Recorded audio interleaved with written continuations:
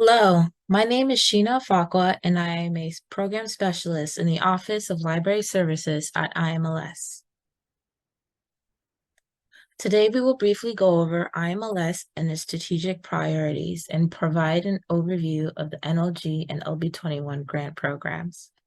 We will also review eligibility criteria, the project types, take you through the application process, and provide you with some tips to help make your application complete and competitive.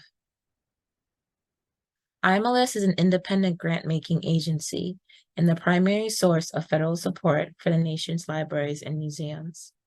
IMLS helps ensure that all Americans have access to museum, library, and information services. You can read our mission and vision on this slide and on our website at imls.gov.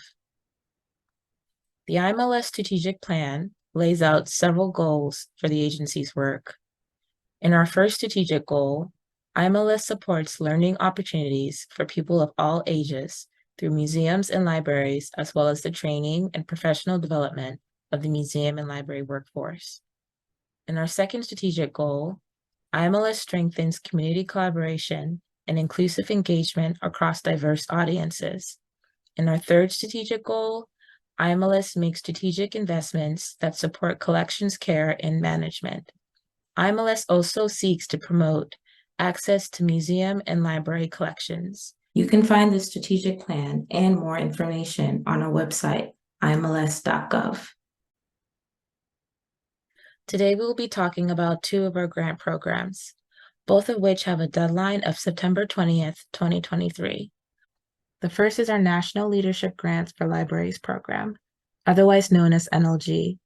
This grant program supports projects of national impact that address critical needs of the library and archives fields and have the potential to advance practice in these professions to strengthen library and archival services for the American public.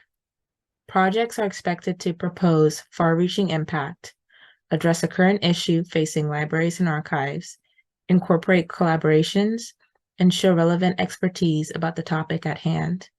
It is particularly important to note the importance of far-reaching impact in a national leadership grant application. Applications can not only benefit a single individual or a single library or archive. Competitive proposals show the potential for far-reaching impact across institutions. Note that we also do not accept applications that are strictly for digitization, and we cannot accept applications for construction.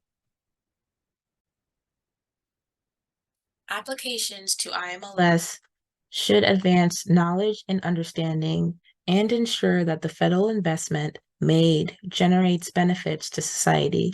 Specifically, the goals for this program are to generate projects of national impact that build the workforce and institutional capacity for managing the national information infrastructure and serving the information and educational needs of the public. Build the capacity of libraries and archives to lead and contribute to efforts that improve community well-being and strengthen civic engagement. Improve the ability of libraries and archives to provide broad access to and use of information and collections with emphasis on collaboration to avoid duplication and maximize reach. Strengthen the ability of libraries to provide services to affected communities in the event of an emergency or disaster. Strengthen the ability of libraries, archives, and museums to work collaboratively for the benefit of the communities they serve. Each applicant should align their proposed project with one of these 5 program goals and one or more of the associated objectives. Goal and objective choices should be identified clearly in the narrative. The other program we will be discussing today is the Laura Bush 21st Century Library Program, or LB21 for short. This program is designed to support the development of a diverse workforce of librarians and archivists in order to meet the informational needs of their communities. Like NLG, projects are expected to propose far-reaching impact, address a current issue facing libraries and archives, include collaborative elements, show relevant expertise about the topic at hand, and broaden participation in the library and archives profession through the recruitment, education, and retention of a diverse workforce. Again, like NLG, it is important to note the far-reaching impact in an LB21 application. Generally speaking, applications can not only benefit a single individual or a single library or archive. Competitive proposals show the potential for far-reaching impact across institutions. For both NLG and LB21, please keep in mind that September 20th will be the only deadline for submitting preliminary proposals in fiscal year 2023. Applications to IMLS should both advance knowledge and understanding and ensure that the federal investment made generates benefits to society. Specifically, the goals for this program are to generate projects of far-reaching impact that recruit, train, develop, and retain a diverse library and archival workforce, develop faculty, library, and archives leaders by increasing the institutional capacity of libraries, archives, and graduate programs related to library and information science, enhance the training and professional development of the library and archival workforce to meet the needs of their communities. Each applicant should align their proposed project with one of these three program goals and one or more of the associated objectives. Goal and objective choices should be identified clearly in the narrative. Here we have provided some guidance for those of you who are unsure whether your project idea fits into NLG or LB21. If your project is primarily about education and training for informational professionals, either formal or informal education, you should probably apply to LB21. If you are non-tenured, tenure-track faculty member interested in research funding, you will want to look at the early career research development category in LB21. Otherwise, any other work of national significance to libraries, archives, and information science will likely fall under the NLG program. Please make sure to read through the Notice of Funding Opportunity carefully to ensure your project is aligned with the correct grant program and that you meet eligibility criteria. If you are unsure, please feel free to contact one of our program staff for guidance. On the IMLS website, we have landing pages for each of the two programs. If you're on this webinar, it's likely you've already visited one or both. These pages provide an overview of the programs, links to the full notices of funding opportunity, or NOFOs, and also relevant webinar recordings. If you wish to refer to this applicant webinar later, that is where you will find it. In addition, on each page, you can find a list of the relevant program staff you should contact with questions about the grant programs and the application process. If you are unsure who to contact, please just reach out to one of us and we will make sure to get you connected to the program officer whose expertise best aligns with your project idea. We highly suggest you reach out to one of us in advance of the preliminary proposal deadline.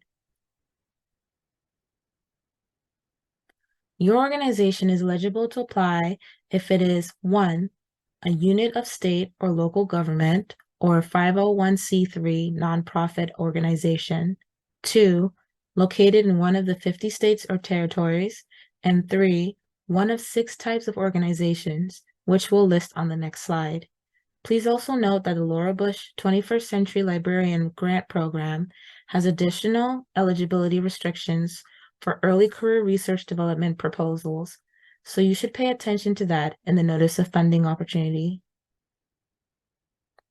In addition to the criteria on the previous slide, your organization is eligible to apply if you are one of these 6 types of organizations, including a library, archives, or parent organization, an academic or administrative unit, a digital library or archive, or a library or archival agency, consortium, association, or organization.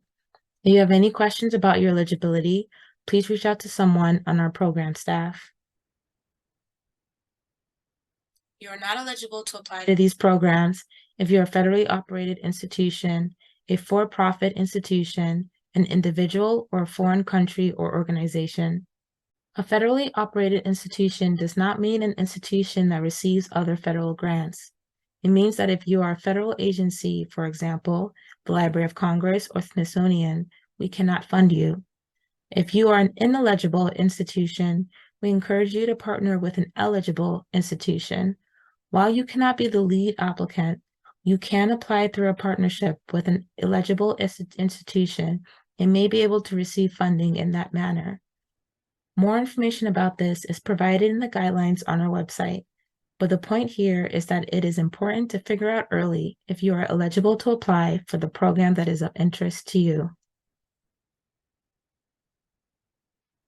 To ensure you will be able to submit your application, please ensure the following registrations are in place at your institution.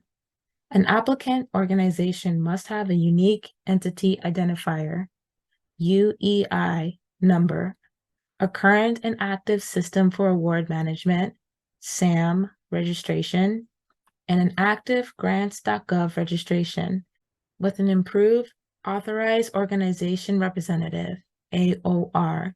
We strongly recommend you check these registrations immediately to ensure that they are accurate, current, and active, as it can take a long time to update or renew them.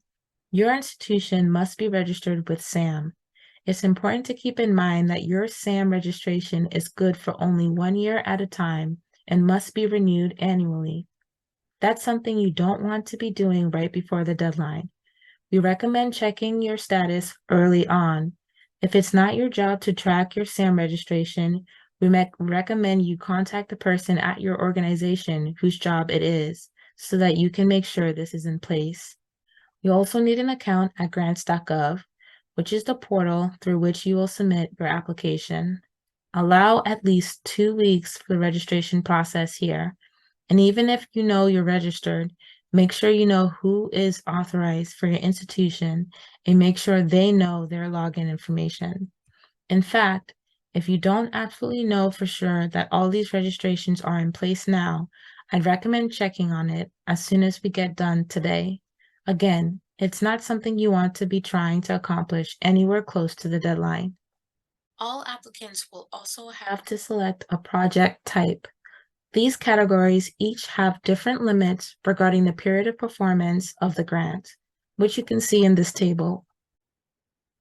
Planning grants are for preliminary project activities. Many people think about this as a planning for a larger grant, but that's not a requirement. Planning activities may include conducting preliminary research, conducting an environmental scan, rapidly prototyping a new program or service, or working on creating partnerships to support larger future activities. Forum grants are for convening experts and stakeholders around an issue of national significance. This could be to support one large meeting or several meetings focused on a particular area to establish a shared agenda or understanding. Planning and forum grants must be for 1 to 2 years.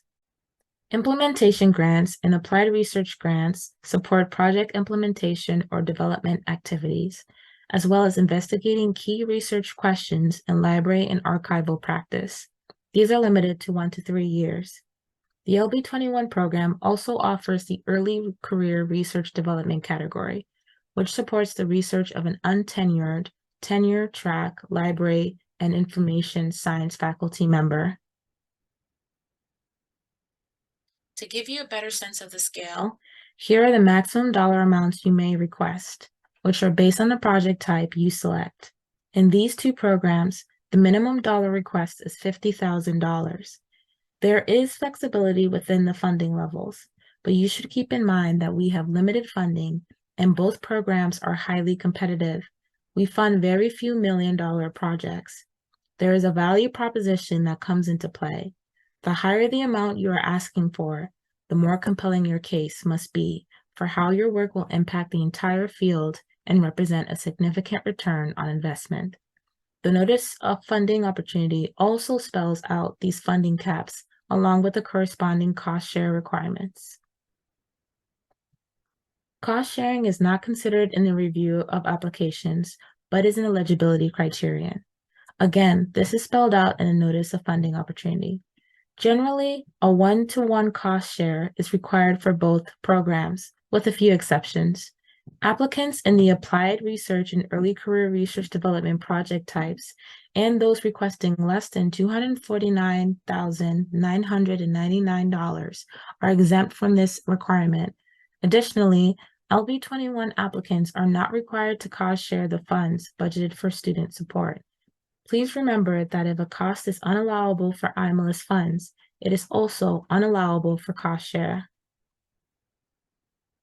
Each application must include 2 forms that are generated within grants.gov and a 2-page preliminary proposal narrative, which includes a budget summary. No other documents will be accepted.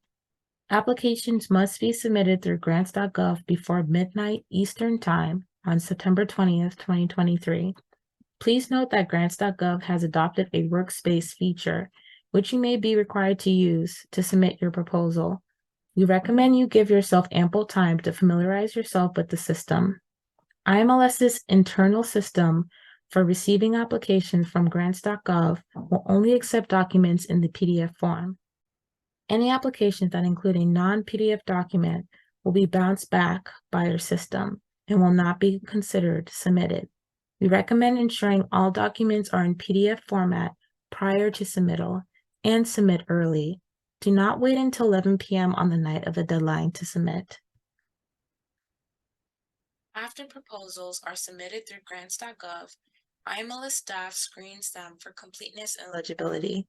After that, proposals undergo peer review. After peer review, all applicants will receive reviewer comments and feedback. The most competitive applicants will be invited to submit a full proposal for further consideration. Applicants who are invited to submit full proposals will need to submit those by March 20th, 2024. The required components for full proposals are much more extensive and are also listed in the Notice of Funding Opportunity. These applications are also submitted through grants.gov and will similarly undergo a peer review process. Full proposal applicants will be provided reviewer comments and feedback regardless of whether the project is selected for funding or not. The IMLS director makes final funding decisions, which will be announced in late July 2024, pending availability of funds and at the discretion of the director. For the final part of this webinar, we'll go over some tips for preparing a competitive application at this phase of the proposal process. You should think about the preliminary proposal narrative as a movie trailer, providing the highlights of what a full proposal would include. We recognize that this is a challenge, fitting all of the information about your project into 2 pages, so you will want to be as succinct and specific as possible. The Search Awarded Grants section of the IMLS website has the full and preliminary proposals associated with the LB21 and NLG projects that have been funded over the past few years, which can be helpful to review as you start to work on your proposal. The preliminary proposal should follow the general sections of a full proposal narrative and include an introduction, project justification, project work plan, optional diversity plan, project results/impact, and budget summary.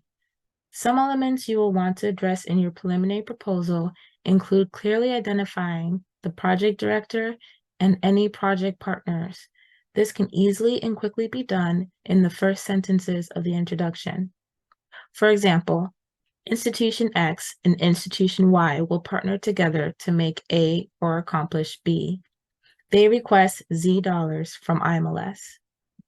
We recommend foregoing lengthy introductions and getting directly into the meat of what your project is all about in the first sentence or 2. In your project justification, you will want to ground your project in current and relevant research and practice. You will want to give an outline of your proposed work plan. What will it look like and how will it be accomplished?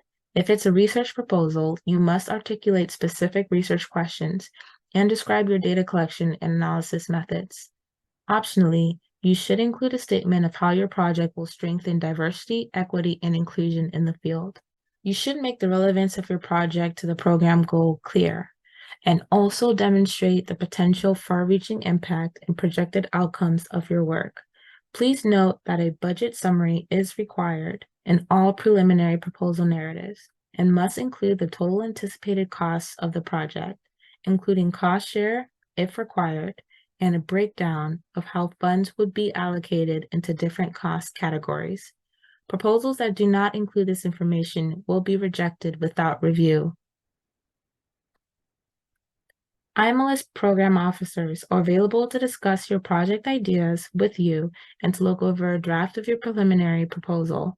If you'd like a program officer to take a look at a draft, please email it to one of us by September 1st, 2023. Sending it even earlier is preferred, but September 1st will be the last day we are able to accept drafts. One of us will take a look at it, and then we can schedule a call with you to discuss your draft and to answer any questions you may have. Please refer to the list at the end of this presentation to identify the program officer whose expertise best aligns with the subject matter in your proposal. While we can continue to answer questions you may have about the process, we can read and provide feedback on only one draft submission for each proposal. IMLS will instruct reviewers to consider the following review criteria when evaluating preliminary proposals. Applicants will want to keep these in mind when writing the 2-page proposal. Project justification. How well does the proposal align with the selective NLG or LB21 goal and objectives? How well does it address current far-reaching and significant needs, challenges, or opportunities in the field? Project work plan. What elements are in place and what elements are missing for successful execution of the proposed project? What recommendations do you have for improving the proposal? Diversity plan, optional. To what degree will the project strengthen the field's commitment to diversity, equity, and inclusion practices? Additionally, for LB21 proposals, to what degree will the project contribute to the recruitment, development, and/or retention of a diverse workforce of library and archive professionals? Project results. Considering the topic, project type selection, amount of funds requested, and scope of potential impact, should the applicant be invited to submit a full proposal at this time? Why or why not? The notices of funding opportunity have specific guidance for applications in the applied research and early career research development categories. This slide lists some of the questions we ask you to consider, including thinking about the research questions, theoretical framing, research methods, and other aspects of your proposed project. Please note that the applied research and early career research development preliminary proposals must include research questions in the preliminary proposal narrative. As a summary, here are some things that you can do to ensure that you are submitting your most competitive proposal. The first you've already accomplished by viewing this webinar. Next, you want to choose the grant program and goal that best goes with your proposal idea. Some other tips are that you should read through the funded preliminary proposals from the last couple years to get some ideas of what was successful and how they used limited 2 pages of space. Articulate your project goals as quickly as possible in the preliminary proposal. Include a budget paragraph. And be sure you are submitting all the completed and required documents in PDF format. We highly recommend having a colleague unfamiliar with your project read through your proposal prior to submission. We all get too close to our work, and this will ensure that the proposal you are submitting clearly communicates your project idea. Here are all the important dates you need to be aware of during this year's application cycle. Of most importance right now is the optional draft proposal and preliminary proposal deadlines. Again, please read through the notices of funding opportunity carefully to ensure you are meeting eligibility criteria and have fulfilled all application requirements. As we mentioned already, program staff are available to assist with any questions you have about the proposal process. Here are some of the topical areas reflected in each program officer's expertise and funding portfolio. This table is not intended to be comprehensive, but more so is intended to give you a sense of the best person to reach out to. That being said, we are a close group, so if you believe one of our colleagues has better expertise to discuss your project, we will ensure the person with the closest expertise gets back to you. And don't forget, Program staff are available to discuss your project ideas with you and to look over a draft of your preliminary proposal. To take advantage of this opportunity, you must email the draft of your proposal no later than end of day on Friday, September 1st. One draft submission is the limit for each proposal. You are more than welcome and even encouraged to email or contact us well in advance of that deadline. Thank you for joining us for this presentation, and we look forward to hearing from you soon.